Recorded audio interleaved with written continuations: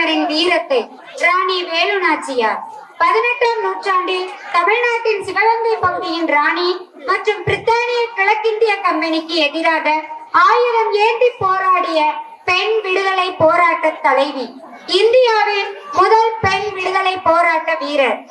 1730ஆம் ஆண்டு ராமநாதபுரம் சமஸ்தானம் மன்னர் செல்லமுத்து விஜய ரகுநாத சேதுபதி சக்கந்தி முத்தாத்தாளுக்கு ஒரே பெண் மகளாக பிறந்தார் வேலு நாச்சியார்.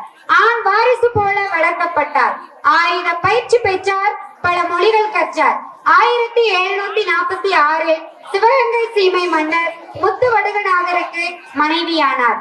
வெள்ளையர்களுக்கு கப்பம் கட்ட மறுத்து அவர்களின் சூழ்ச்சியால் நாட்டையும் கணவனையும் இழந்தும் தன்னம்பிக்கை தளராமல் போராடி இழந்த மண்ணை மீட்டு இந்திய அளவில் விடுதலை போராட்டத்திற்கு வித்திட்ட முதல் பெண் போராளி வீரமங்கை வேலு நாச்சியார் தான் என்பதில் தமிழ் மண் பெருமை கொள்கிறது.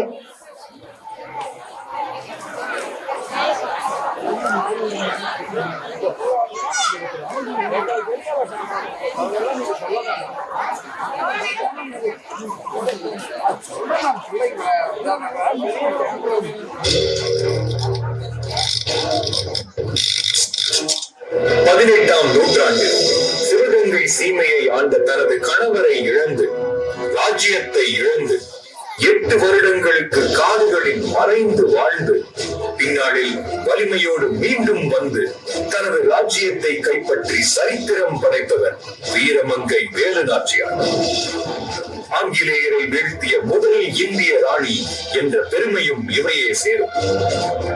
அந்நாளில் ராமநாதபுரம் சமஸ்தானத்தை செல்லமுத்து விஜய ரகுநாத சேதுபதி ஆண்டு வந்தார்.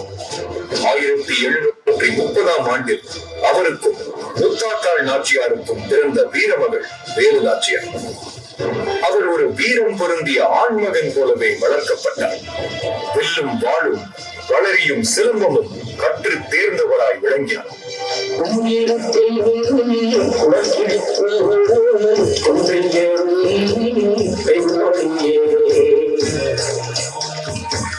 கோபம் கொண்டு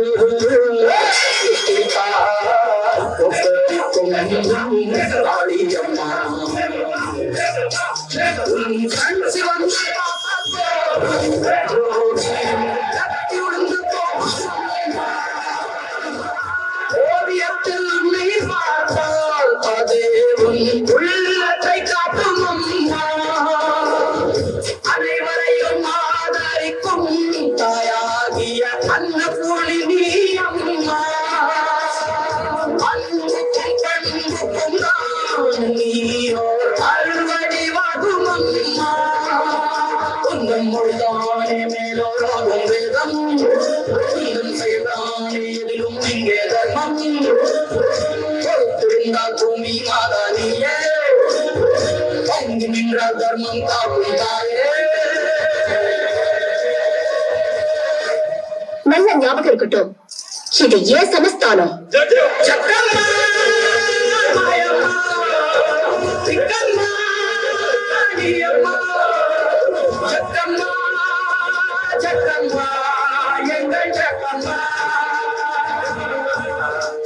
ஆயிரத்தி 1746ஆம் ஆண்டில் ராமநாதபுர இளவரசி வேலு நாச்சியாரும் சிவகங்கை இளவரசர் முத்துவடுகநாத தேவரும் மணந்து கொண்டனர்.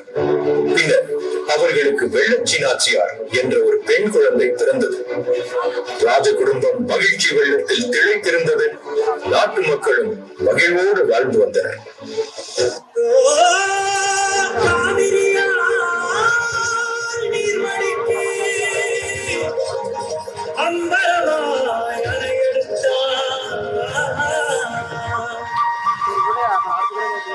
சத்தம் கேட்டதுமே நெற்பூத்து நிற்கும், சத்தம் கேட்டதுமே கற்பூத்து நிற்கும், சத்தம் கேட்டதுமே கற்பூத்து நிற்கும், சோழத்தின் பெருமை கூற சொற்பூத்து நிற்கும்.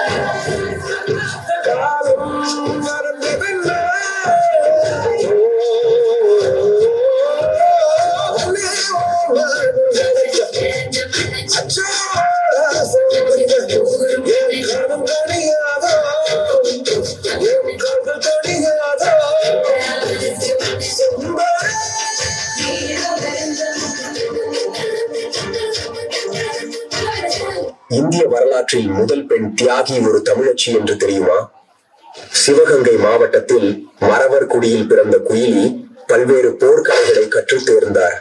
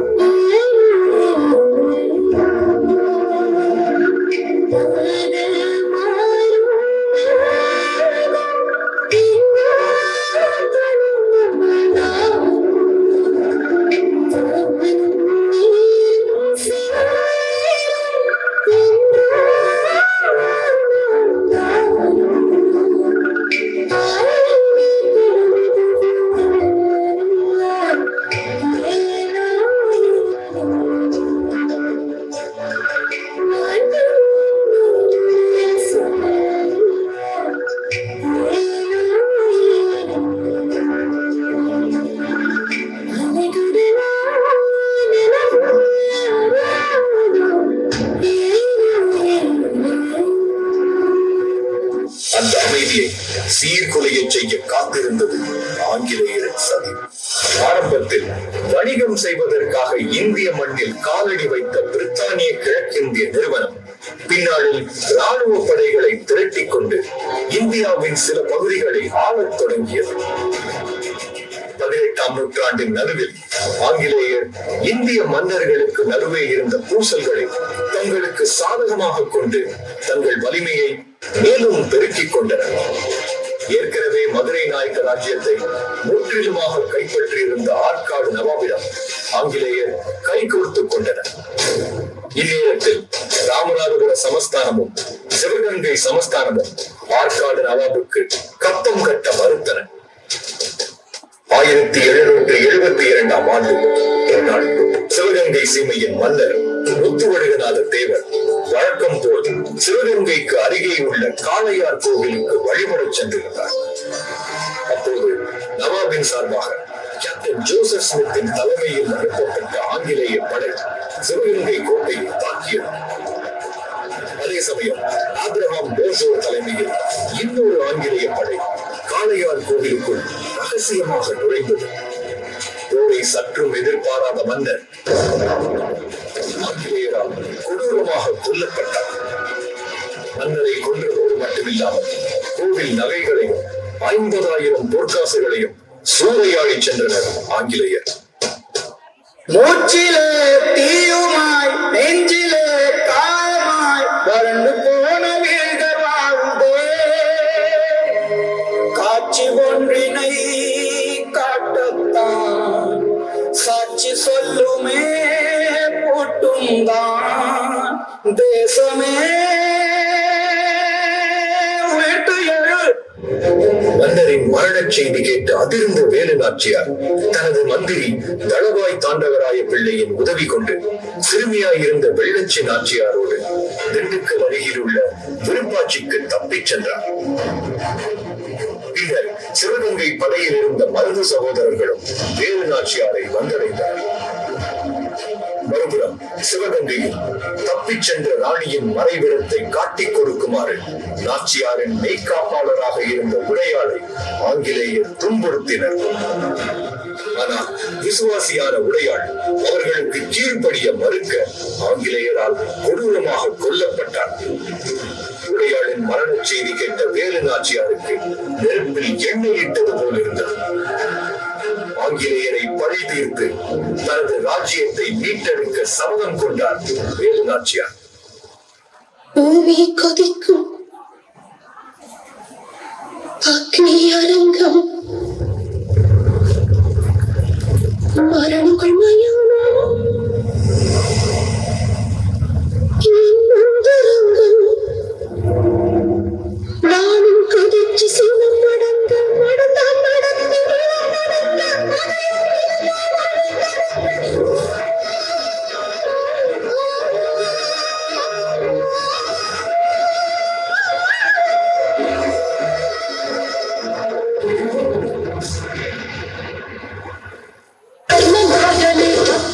அந்த தீரம் செய்யும் தீவிரா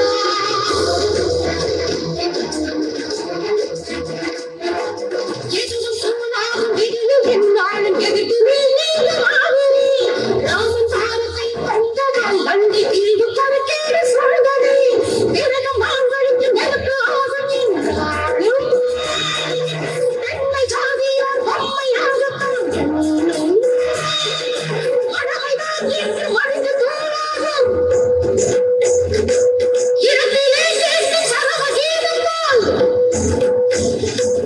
அசர நீ கேட்டு அழகு காட்டாத துர்க்கை கை ஏந்தி கட்டி என்றாலும் அவளுக்கு முட முட பிடிக்கி மறுபடிய பெருப்போடு அவள் சீர்கட்டி நாட்டிய தாகிய ஆடி எடுத்து நேர்ந்திட தாடிடும் நிமிஷம் துர்மரணம் துர்மரணம் துர்மரணம் துர்மரணம்.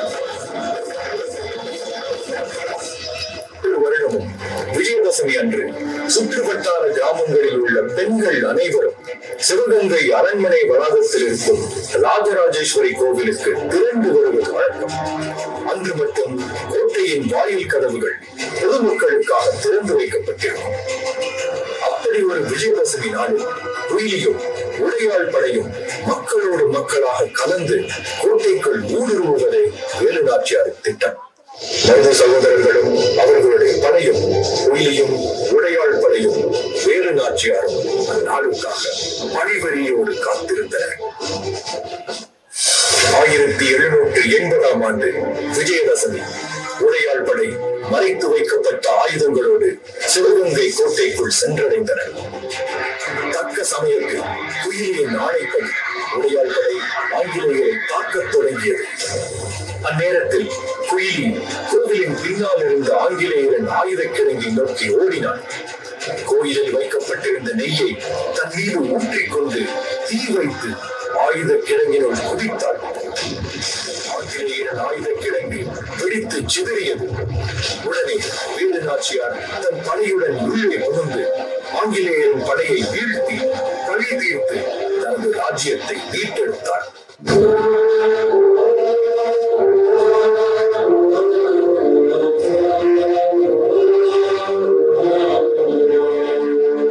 யாகமங்கை நீ அம்மா, தீமையை முந்தானையில் முடித்தாயம்மா.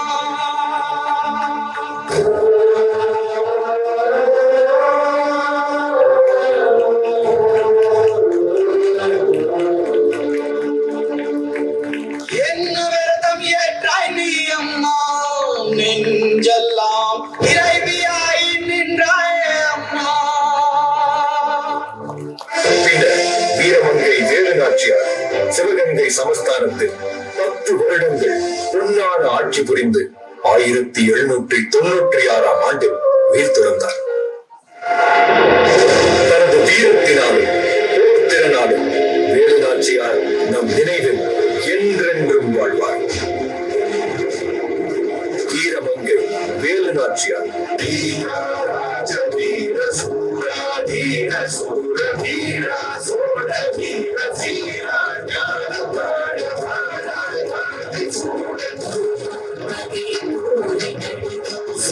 Thank you.